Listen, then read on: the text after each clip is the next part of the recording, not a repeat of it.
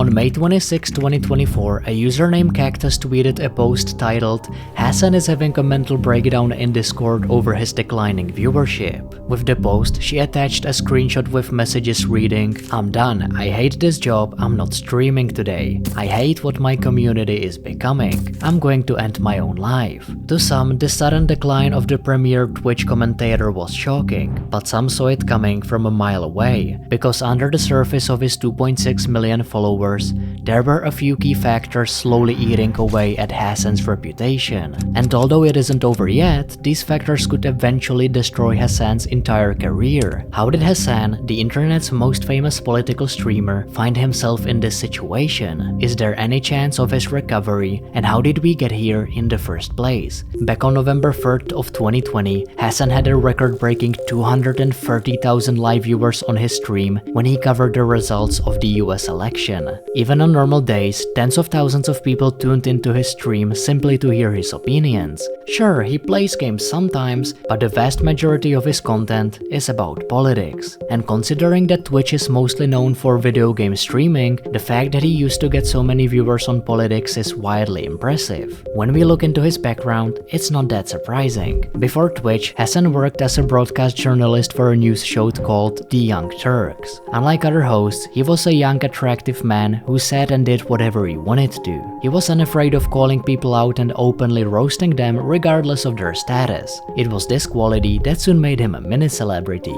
However, this fame didn't really help him succeed on Twitch. In March 2018, Hasan started streaming while still working for the Young Turks. He would work his regular job during the day and stream during the night. For several months, Hasan played video games, seeing relatively little success. But in fall 2018, he decided to go back to his specialty, politics. This was the decision that changed everything. The content he made wasn't much different from that of other political streamers, covering news, debating, and discussing ongoing events. But once again, his charismatic personality drew people towards him. He unapologetically spoke his mind without worrying about the consequences. Due to this, he got himself into many controversies, like when he insulted a US representative. What the fuck?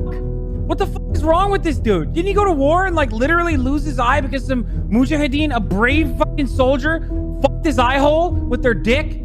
Isn't that how he lost his fucking dumbass eye? Because he got his fucking eye hole fucked by a brave soldier? Following that, he also said this. America deserved 9/11, dude. Fuck it. I'm saying it. We fucking totally brought it on ourselves, dude. Holy shit.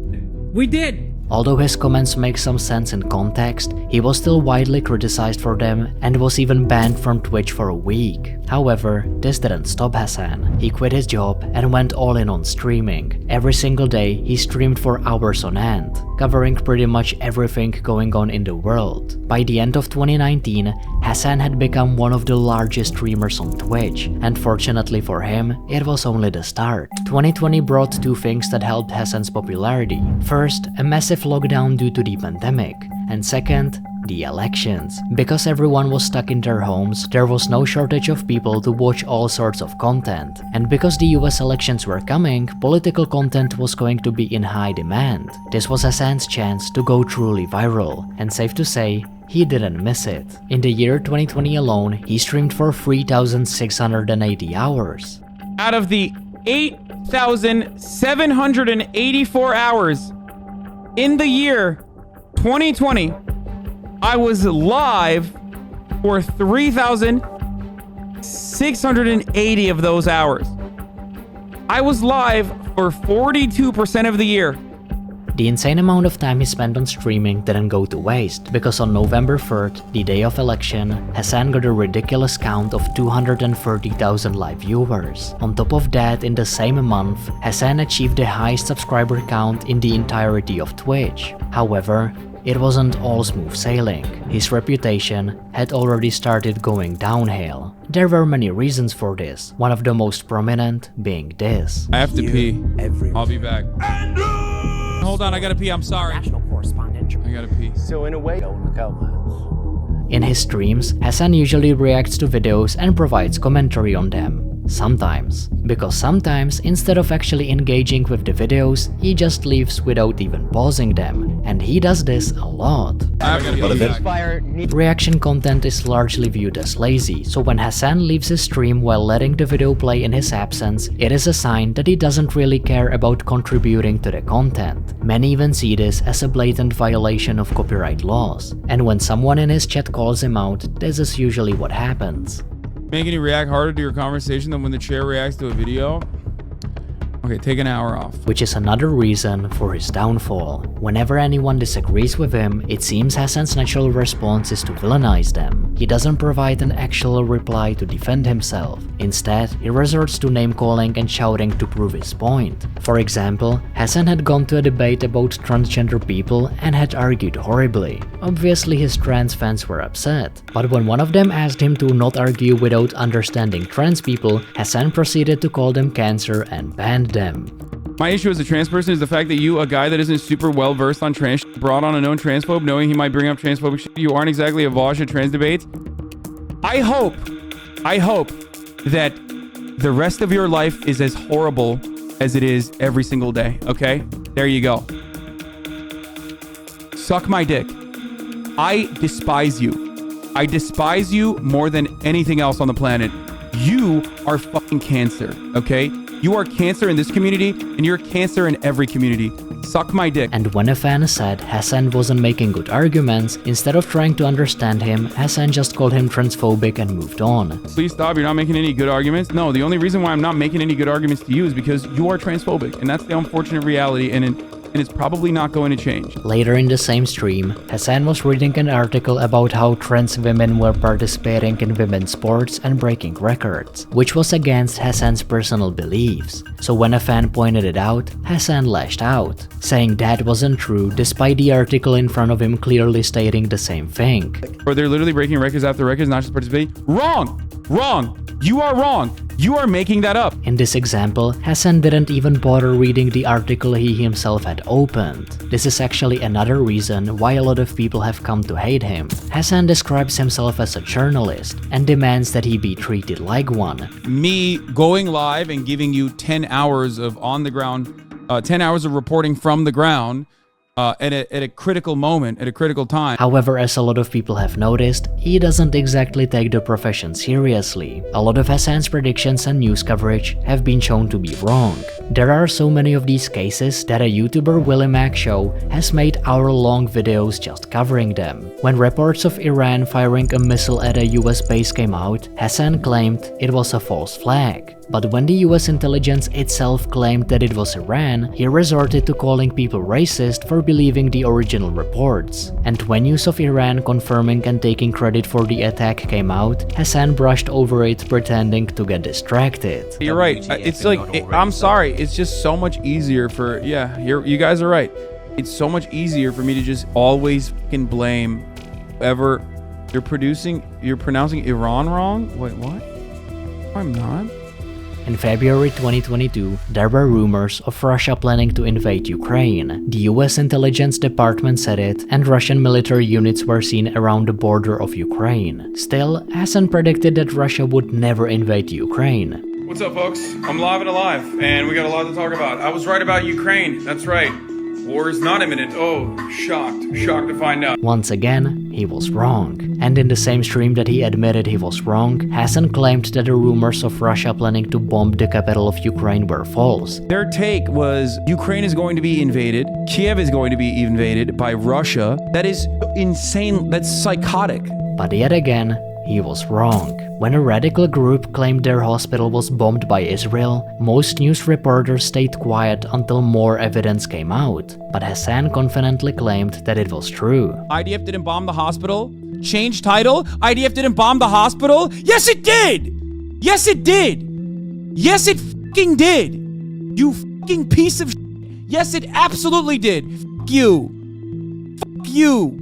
You genocidal scumbag! You have no fucking dignity! You do not have an ounce of dignity inside of your soul! As time passed though, more and more evidence came out that proved the report was false. And while Hasan did admit he was wrong again, he also said this. Just a dumb idiot with a Twitch stream who is live reacting to the news and trying to make sense of everything as it's ongoing. I usually have a policy of not covering breaking news, and sometimes that policy is violated, but ultimately I am not held up by the same journalistic standards, even though I think I do a much better job than most other news outlets in general. Basically, Hasan switched his story from being a journalist to just being a dumb guy on Twitch, but still claimed that he is much better at news reporting than most channels. Needless to say, a large number of people called him a hypocrite for this. However, this wasn't the first time he had been called a hypocrite. In fact, hypocrisy is the most common criticism that Hasan receives. In August 2021, Hasan bought a $2.7 million house in California. This alone is perfectly fine. It is his money after all, he can spend it on whatever he wants to. But Hasan says he is a socialist. Simply speaking, a socialist is a person who believes that resources, wealth, and opportunities should be shared equally among all people to make sure that everyone's basic needs are met. Socialism focuses on equality and tries to reduce the gap between people. For example, socialist believes that if a person has a lot of money,